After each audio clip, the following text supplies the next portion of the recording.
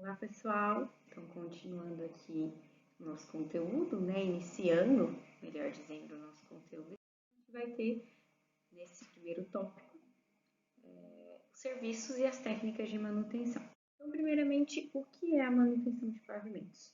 A definição de manutenção de pavimentos pelo DENIT é a seguinte: processo sistemático a que de forma contínua deve ser submetida a rodovia. Então, quando o DENIT fala para nós que a manutenção ela é um processo sistemático, significa que essa manutenção de pavimentos ela precisa ser um processo que, ao ser realizado, ela obedeça a critérios e normas técnicas. Tá? Então, a manutenção de pavimentos ela não é um processo empírico.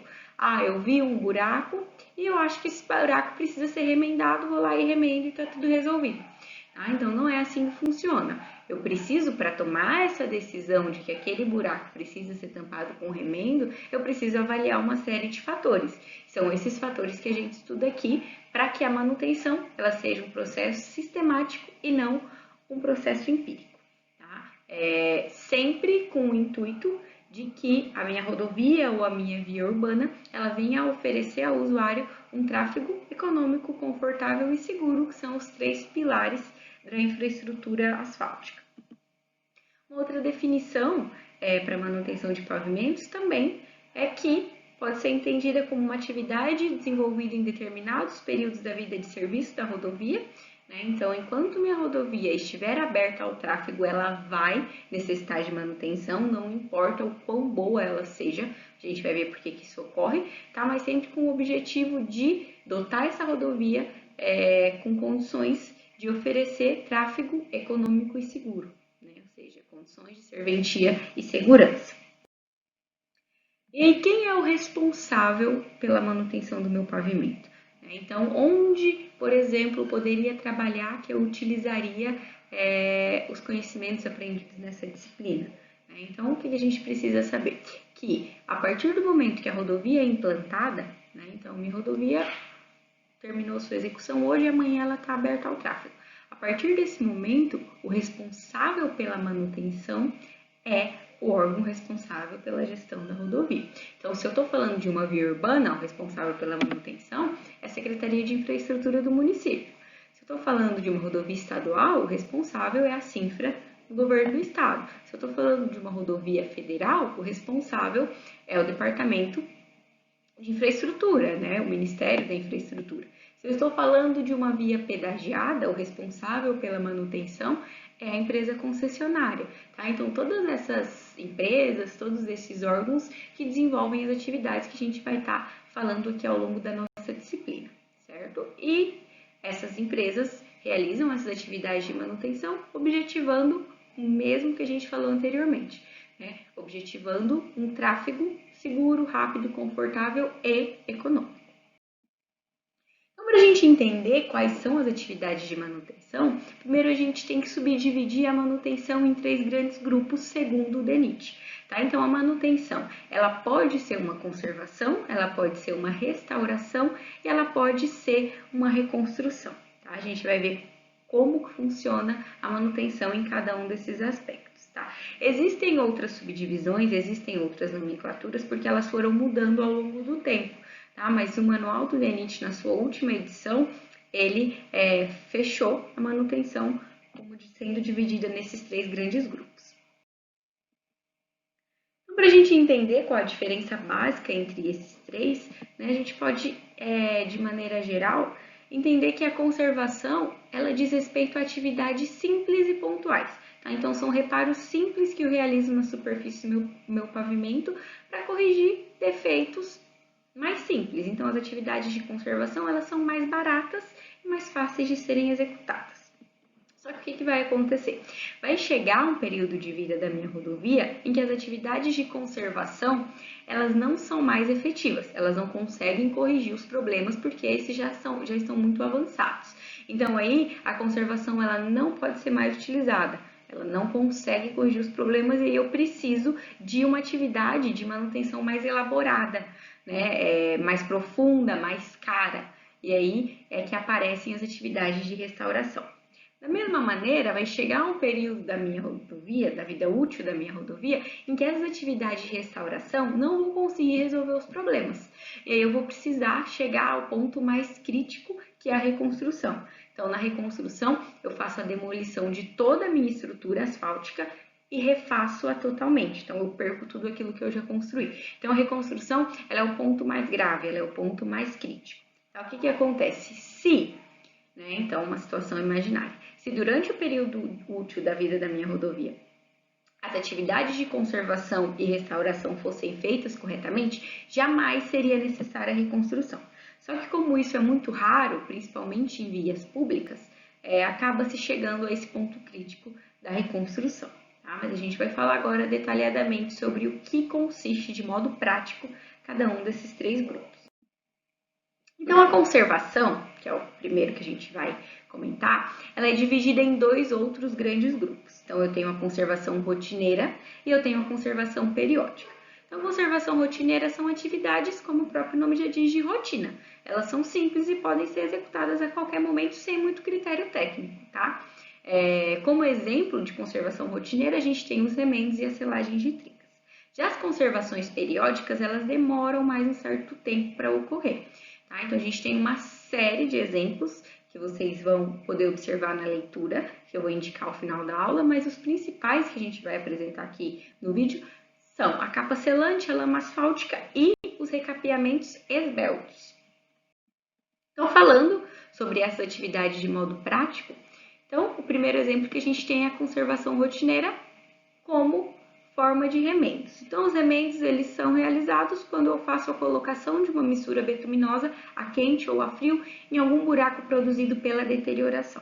Quando a gente fala de deterioração, a gente fala de degradação do pavimento. O que causa a degradação do meu pavimento são três fatores principais: as trincas, as deformações e a desagregação. Esse assunto é o conteúdo da nossa próxima aula, do nosso próximo vídeo, porque a gente vai precisar falar bastante sobre isso. Os remendos, então, eles podem ser superficiais ou profundos. O remendo ele é superficial quando é feita a remoção apenas de parte do revestimento do meu pavimento. Tá? Então, o remendo superficial, segundo o DENIT, ele só pode ser utilizado quando eu quero selar provisoriamente as trincas para evitar a penetração de umidade no pavimento. Tá? Então, ele é feito através da aplicação de uma capa selante ou, mais comumente, uma fina camada betuminosa. Então, aqui algumas imagens de como é executado um remendo superficial. Então, a área ela é demarcada e é feito o recorte apenas do revestimento. Aí, aqui nessa imagem, vou fechar a câmera para a gente ver melhor. Ó, esse material ele é retirado e aí fica com esse aspecto aqui, o pavimento apresenta esse aspecto. Aí é feita a aplicação da pintura de ligação e aí é aplicada a camada betuminosa, tá? Mas aí o que acontece? Quando o remendo superficial ele é realizado sucessivas vezes no pavimento, principalmente sem critério técnico, o resultado que a gente tem é uma via, como nessa imagem aqui, é uma via cheia de remendos. E aí, visualmente, a gente já consegue identificar que essa via não consegue propiciar um tráfego confortável. Então, eu não me sinto confortável no meu veículo quando eu trafego por uma via como essa. Quando isso acontece, o remendo ele deixa de ser uma atividade de manutenção, ele deixa de ser uma conservação, ele passa a ser um defeito. Tá? Isso é muito importante porque a gente vai falar disso nas próximas aulas. Tá? Então, quando o remendo começa a fazer com que o tráfego seja desconfortável, ele deixa de ser uma atividade de conservação e ele passa a ser um defeito. Isso acontece muito com os remendos superficiais.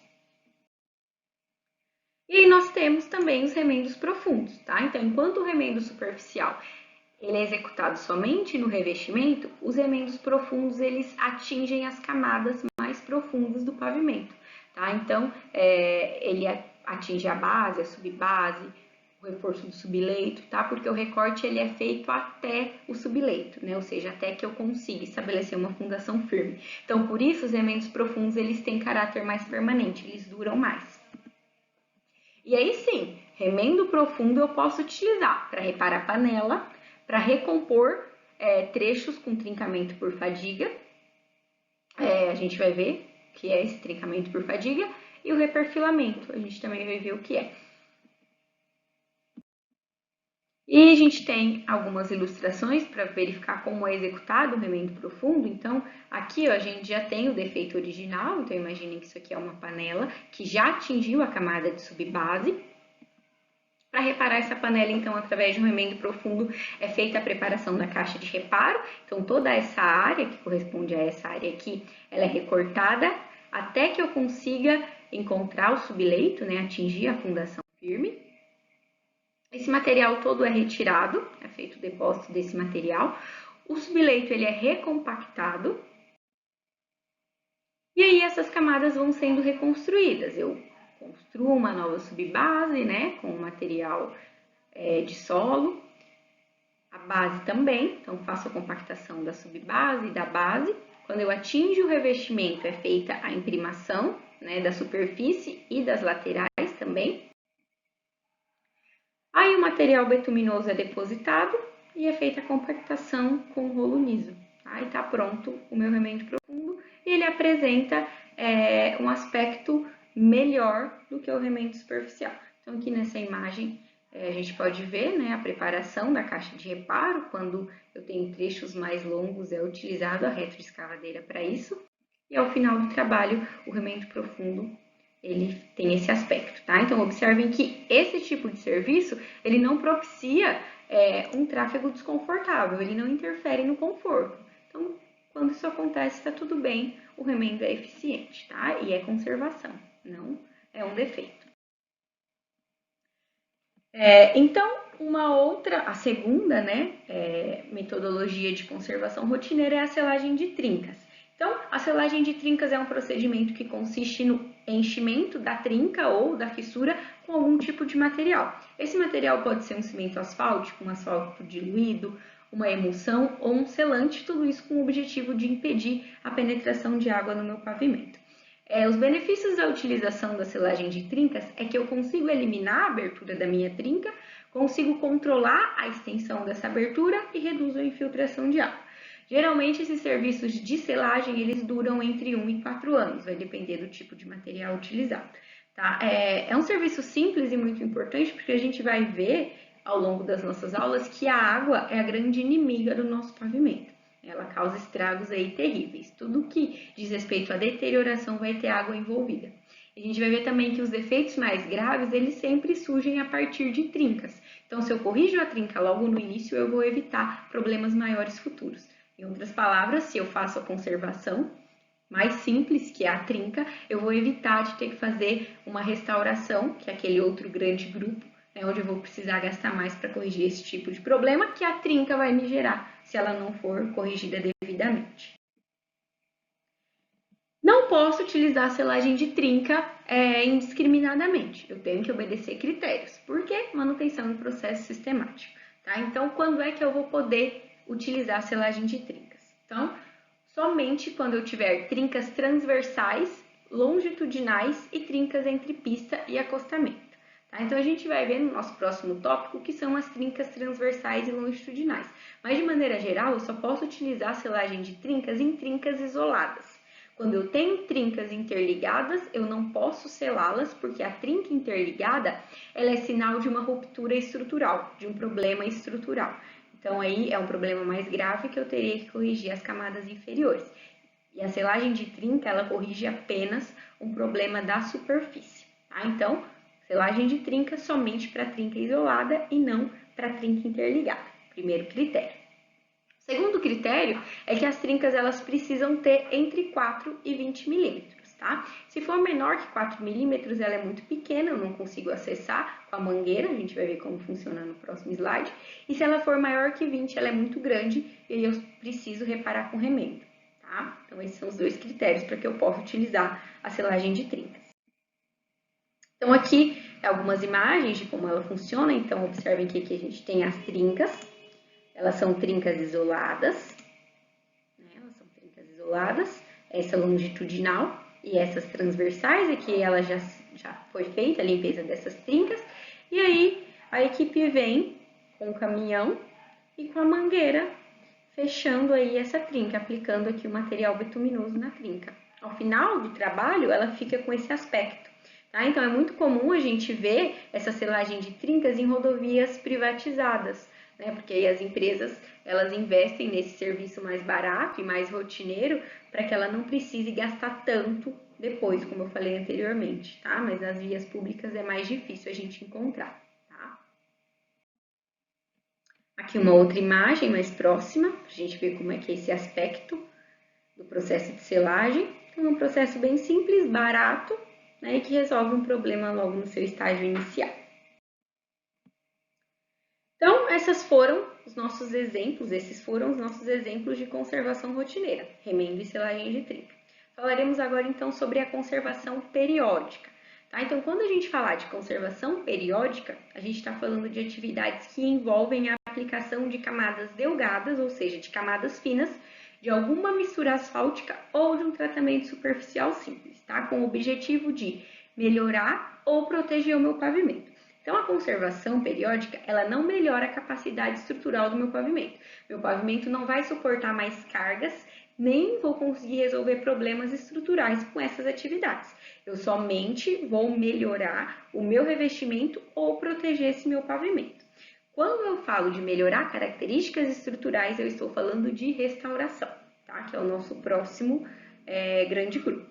Então, como conservação periódica, a gente pode citar os 3 exemplos principais, né? A capa selante, a lama asfáltica e os recapeamentos esbeltos.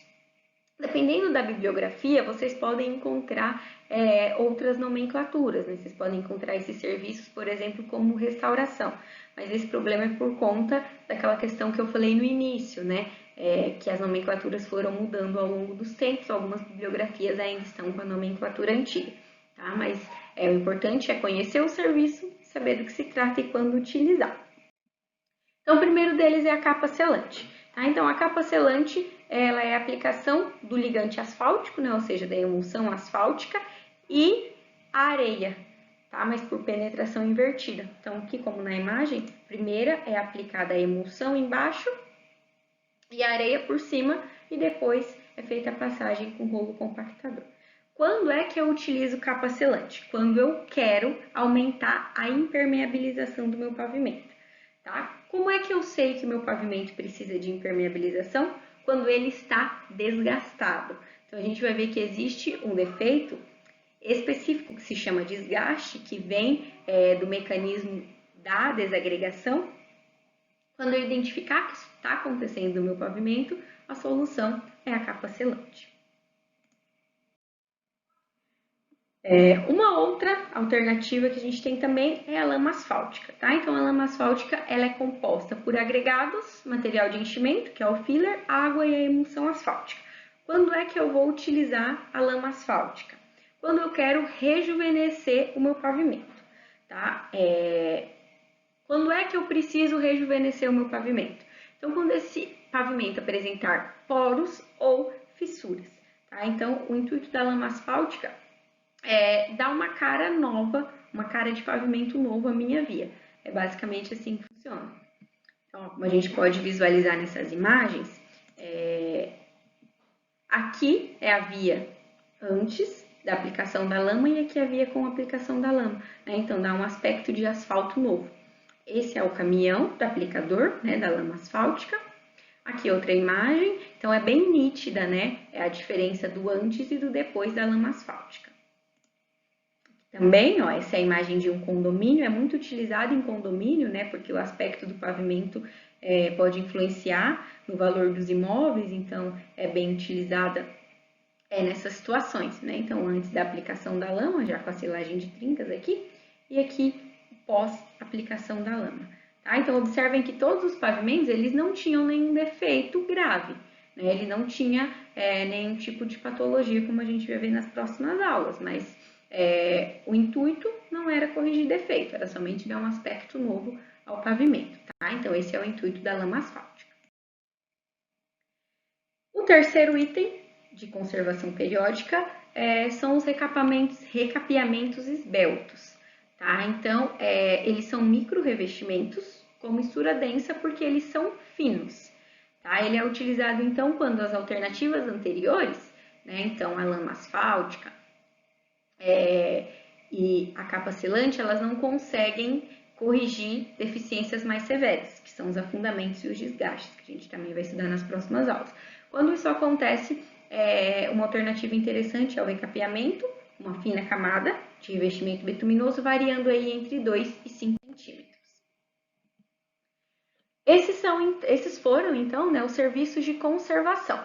Nós temos também, segundo o grande grupo dos tipos de manutenção, a restauração. Quando eu estiver falando de restauração, eu tenho um único grande grupo de atividades, que são os recapeamentos, tá? Só que agora, esse recapeamento, ele envolve o quê? Ele envolve o cálculo da espessura sobreposta. Então, anteriormente, lá na conservação, eu tinha aquele valor ali, entre 2,5 e 5. Mas aquela atividade, aquela proposta, ela não envolve a análise das condições do pavimento, porque eu quero melhorar somente a superfície.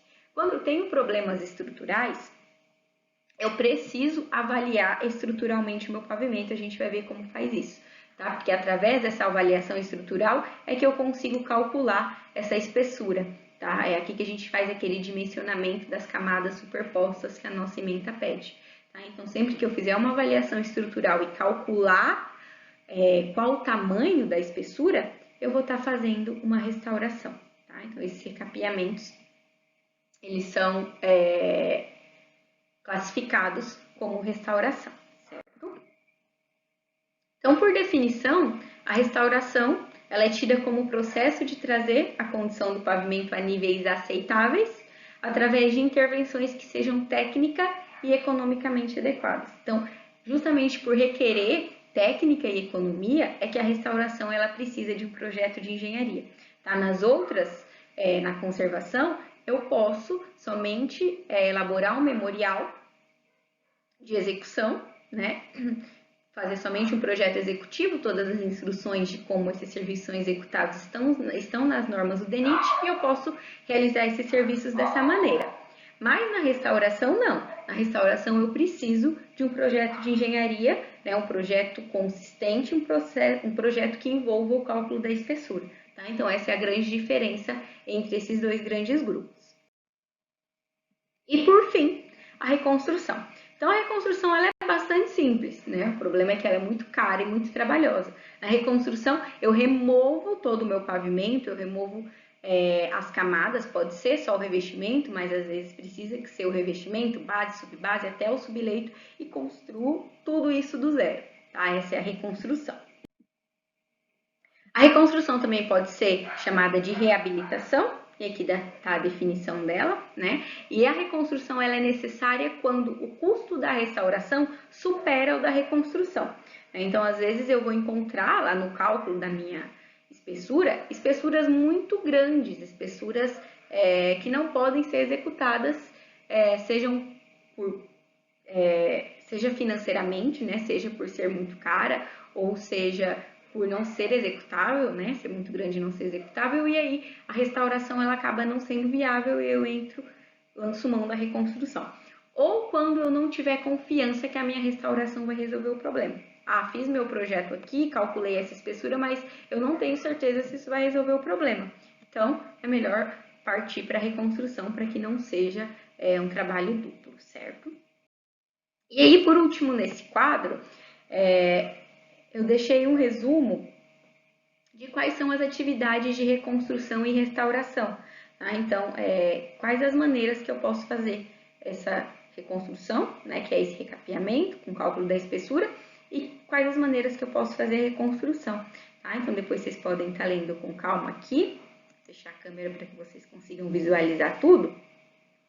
Tá? Mas sempre que eu tenho um R e mais uma sigla na frente, eu estou falando da restauração. E daqui para baixo, quando eu tenho REC, estou falando de reconstrução e as maneiras com que elas podem ser executadas, tá? Então, material para leitura, de onde eu extraí o material dessa aula e mais outros conceitos que é importante que vocês leiam para o nosso vídeo não ficar muito longo.